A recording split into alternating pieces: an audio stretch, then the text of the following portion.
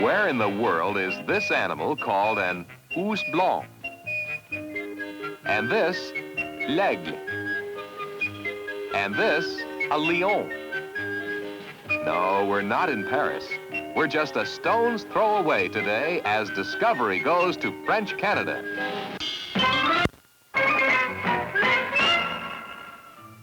This is Mr. and Mrs. Henri Payette and their children, spending their evening watching television.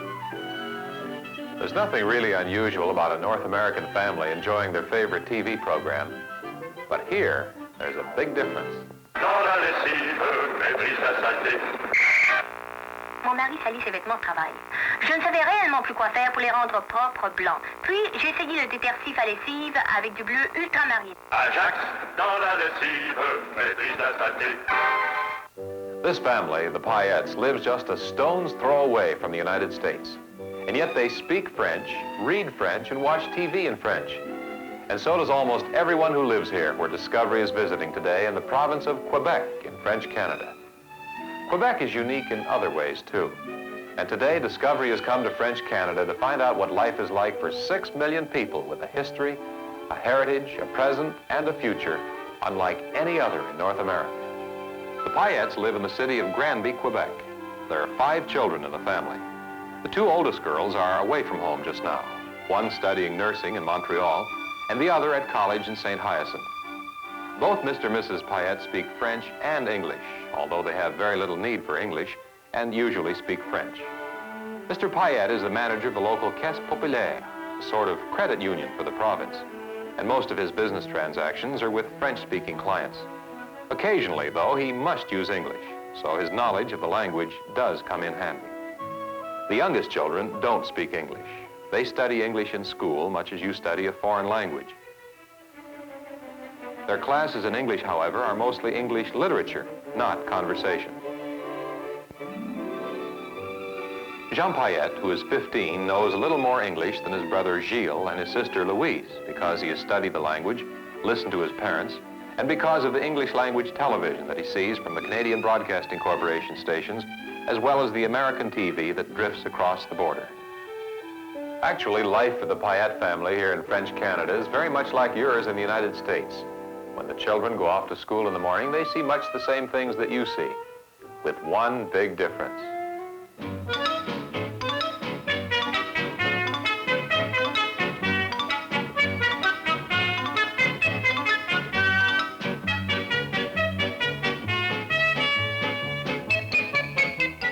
As you can see, much of French Canada is bilingual, so practically everywhere you look, instant translation. These signs tell us a great deal about this part of Canada. They're symbolic of one of the problems facing the people of Quebec. Which language to use? French, English, or both?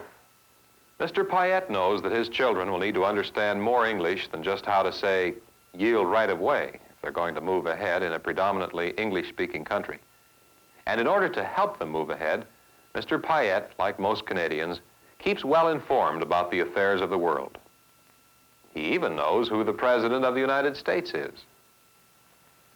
Does that sound like a strange thing to say? All right, let me ask you this. Do you know who the Prime Minister of Canada is? Although most Canadians know a great deal about the United States, we, on the other hand, know comparatively little about Canada. If you were to stand in northern Maine, New Hampshire, Vermont, or New York, you could literally throw a stone and have it land in someone's backyard in a different nation, with different customs and a different language. How did Quebec get that way? Why the French culture in an otherwise English-speaking nation? Well, to understand what happened, let's take a look at Quebec before there were French or English here. Before the white man came to stay, Quebec, like most of North America, was inhabited by Indians and Eskimos. Fishermen and traders from Central Europe and Scandinavia often visited the shores of Canada to fish and trade for furs with the Indians. Then, in 1534, King François I of France sent this man, Jacques Cartier, a fisherman and explorer, to the New World. On July 25, 1534, on the land of the Bay of Gaspé, Cartier planted a wooden cross with a French fleur-de-lis and a wooden board with a message saluting the King of France. As far as Europe was concerned, Canada had now been officially discovered by the French. In the spring of 1603, on board one of the boats that came here for the annual fishing season, was a young French geographer acting as the envoy of King Henry IV. He was Samuel de Champlain. Champlain made an alliance with the Indians and then set out to explore and map what is now Quebec. On his first voyage up the St. Lawrence, he ventured as far as the Indian village of Hochelaga, now Montreal. In 1608, Champlain built the first settlement in Quebec at what is now Quebec City. He called it l'habitation, the habitation. Here he spent the hard winter of 1608, and it was a hard winter too. Of the original 28 men who stayed, only 8 were alive when spring came, and half of them were ill too, with scurvy and dysentery. Champlain's contacts with the Indians were useful. Champlain needed the Canadian Indians to help him survive and carry on his explorations, and they needed the Frenchmen's guns to help defeat their enemies, the Iroquois Indians to the south. During the next years, many explorers, traders, and administrators for the kings of France came to Quebec, which was then called New France. Among them were Catholic missionaries like Francois Laval, who exerted a great influence over the formation of the new territory, and whose effect is still felt today. Also during these years, the vague borders between English and French territories changed many times. Here, high above the St. Lawrence River in Quebec City, on what was then pasture land of a settler named Abraham Martin, the decisive battle of the French and English struggle for Canada took place. During the night of September 12, 1759, General Wolfe and his troops, the British forces, drifted quietly upriver with the tide. They landed here, at what is now called Wolfe's Cove, and silently climbed the steep cliffs. When dawn broke, the French troops defending Quebec under the command of General Montcalm saw the thin red line of some 5,000 British troops stretched across this huge plain, now called the Plains of Abraham, after Abraham Martin. The British were there and the French were there. The French advanced. The British held their fire until the French were only 40 paces away, and then they charged and broke the French line. General Wolfe died in the battle, and General Montcalm died a few hours after. The English lost 664 men. The French lost some 1,500. And France lost Canada. Today, the Plains of Abraham is a national park, and this spot where the battle took place is a sports field.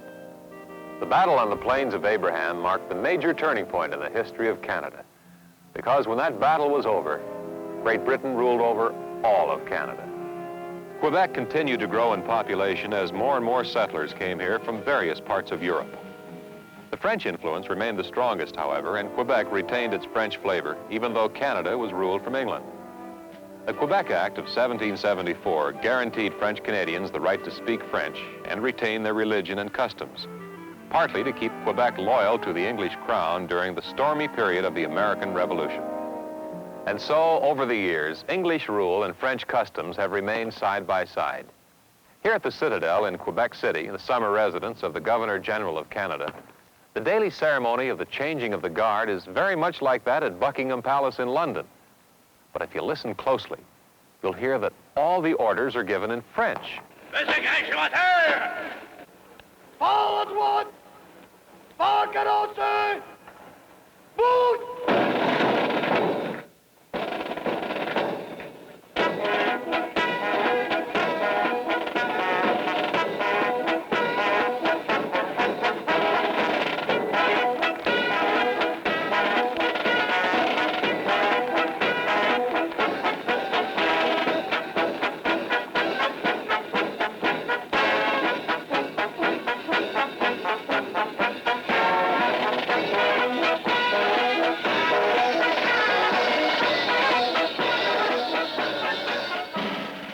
The blending of two different cultures is not a unique way of life for much of the world.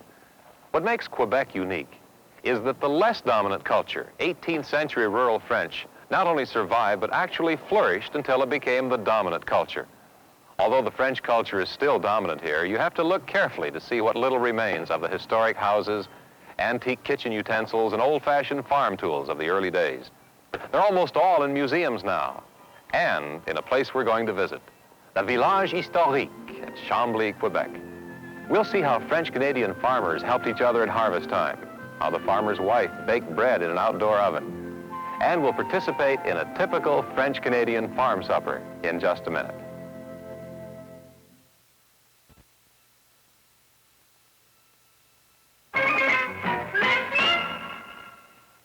The first settlers that came to Quebec from France were for the most part destitute farmers who were looking for a new chance and a new life. What they found was hardly encouraging. The winters were long and hard, and the summer growing season was about half of what they'd known in France. And yet, somehow, they survived. They built their first homes using timber and logs that they cut by hand, which they piled on top of each other to make log cabins. This stable, built in about 1780, is made of hand-hewn logs cut in such a way that they support one another. There aren't any nails or wooden pegs. Later, they built their homes of field stone, stones they found lying in the fields, and cemented them together with lime. They used these materials because they were handy and because they afforded the greatest amount of protection from the Indians and the severe winter weather. This is the Village Historique in Chambly, Quebec, right on a busy highway just east of Montreal. A restoration devoted to the preservation and appreciation of Canada's cultural heritage, particularly the French-Canadian way of life. For several hundred years, Quebec was farmland, and much of the farming, land clearing, and farmhouse building was done through communal or community effort, called corvée in French Canada. At harvest time in the fall, they had a harvest corvée. All the farmers would travel from one farm to the next and help harvest the crops of wheat and hay. Then the wheat was taken to the flour mill, owned by a man called a seigneur. The majority of farmers in those days worked land which was granted to them by the seigneur, for which they made a small token payment each year. The seigneur originally received the land from the government in recognition for services rendered to the colony. During the harvest corvée, while the men were busy in the fields, all the women were hard at work preparing huge meals for the hungry workers. Among the many items on the menu of a typical French-Canadian farm meal was fresh baked bread, baked in an outdoor oven like this one. There weren't any bakeries in those days, and because the farms were so far apart, a stone oven was on every farm. Many loaves of bread and pies have been baked in this old stone oven, which dates from the 17th century. In order to heat the oven, the fire was kindled within the oven itself. It took anywhere from 1 to 2 hours for the stones of the oven to heat through, to get white hot. Then the embers were swept out. There were no thermostats to check the temperature, and usually the owner of the oven could tell from experience when the oven was just right. But to be sure, she would place a piece of paper in the oven. If it burst into flames, the oven was too hot. But if it just turned brown, the oven was ready. The dough was placed directly in the oven using these long, flat paddles. Then, in about 30 minutes, the hot brown loaves of bread were taken out, ready for the table. Farm life through the ages has been governed by the sun. When the sun rises, it's time for work. At sunset, it's time for supper and bed. Inside, this farm kitchen is filled with the delicious odors of a French-Canadian farm supper. This old wood stove was used for cooking and for heat. It made the kitchen the center of activity in most Quebec homes. Have you ever heard of a harvest table? Today, antique collectors search them out for their dining and living rooms. This is a harvest table, made in about 1825. Harvest tables are called that because they were used during the harvest corvée to make room for the added guests who came to help with the harvest. For the remainder of the year, the harvest table was stored in the barn. Merci. The first course was usually soup. This is a hearty and filling soup called soupe aux pois, pea soup. Buckwheat pancakes, called crêpes, were cooked right on top of the hot stove. They were usually drowned in molasses or maple syrup. The main course of the meal was usually pork and beans, called fève au lard, and a meat-filled pie called tourtière. This is tête fromagée, head cheese, which isn't really cheese, but meat. The last course stayed warm in the oven. Apple pie, tarte aux pommes. After supper, the children usually went off to bed. This is where they slept. No, not on this hard bench. In it. This is a banc lit, B-A-N-C-L-I-T, banc lit, a bench bed. This is how it works. Va-t'en.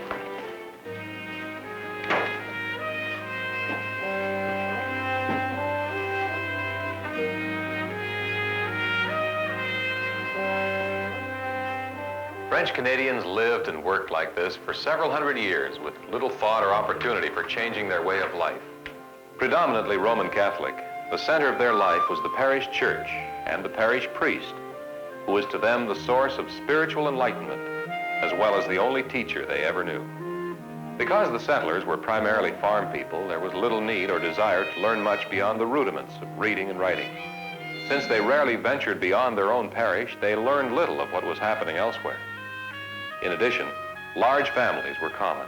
Anywhere from 12 to 18 children was typical.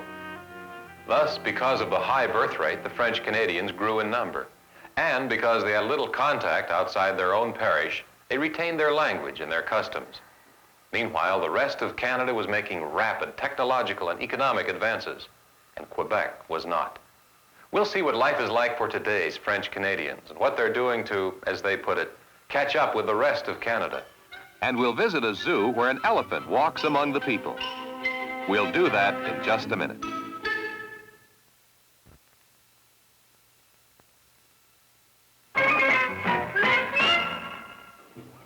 This is the Jardin Zoologique, the zoo in Granby, Quebec.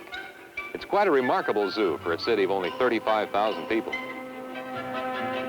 This zoo is unique in many ways. For one thing, several animals are on display in the open, not in cages.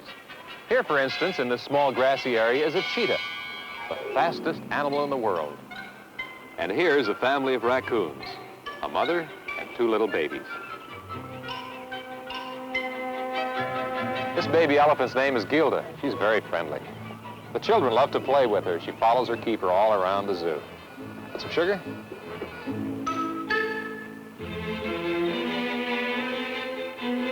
This is a Canadian lynx, a member of the cat family.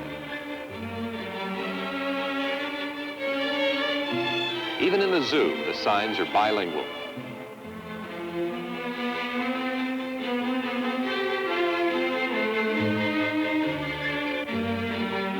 You might not think of polar bears as being native to Quebec, but they are. The province of Quebec stretches all the way north to the Arctic. This enclosure for the polar bears is a geodesic dome designed by the mayor of Granby, Monsieur Paul Trépanier, who was also an architect. Monsieur Trépanier, did you also build this dome? No, it was built about 4 years ago by the students of our 3 School of Architecture here in Quebec. I thought at the time that it will be a good exercise for them to feel and touch the components of the structure. You travel all over Canada in your work, Monsieur Trépanier. You speak French wherever you go? No. When I travel outside of Quebec, I must speak English. But when they come here, they do not speak French. French is my own language and the second language of this country. Canada is bilingual on paper, but not in reality. Many people feel, as Monsieur Trépanier does, that French and English should exist side by side and that all Canadians should be bilingual. A small minority of French Canadians, however, believe in absolute separation of French Canada from English Canada. In fact, they feel that Quebec should become a new nation, completely withdrawn from the rest of Canada. Monsieur Trépanier, what do you think of the possibilities of separatism? It could come about, but the majority of French Canadians like me are against separatism. French Canada wants to take its place in the industrial world of today. If this desire is frustrated by English Canada, Quebec will separate. I want to move ahead in my own country, speaking my own language, the language I have learned at my mother's knee. Thank you very much, Monsieur Trépanier. We'll be back in just a minute.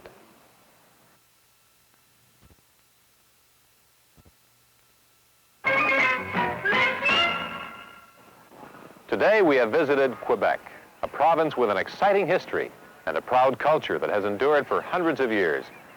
No one can predict with certainty what lies ahead for this fascinating province and its unusual way of life. In the coming years, we might see this unique French culture disappear as it becomes absorbed into the rest of Canada.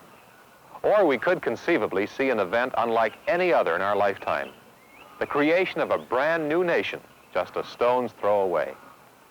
Nevertheless, Quebec has been and is an important part of the whole of Canada.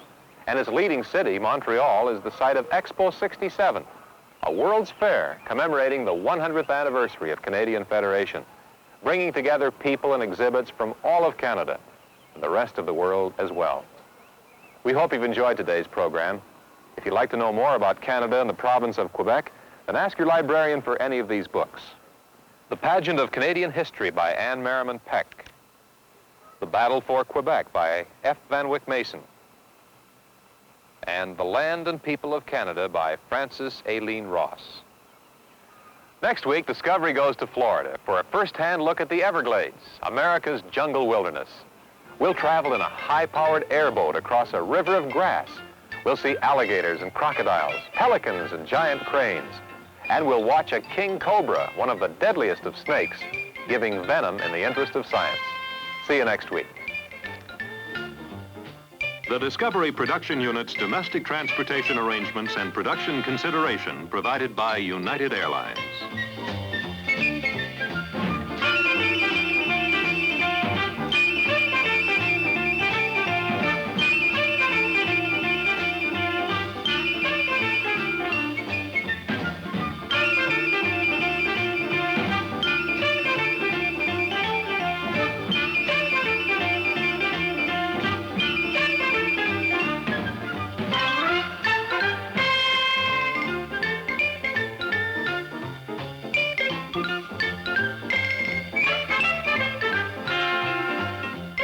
This has been a Jules Power production in association with ABC News and Public Affairs. Discovery 66 has been brought to you by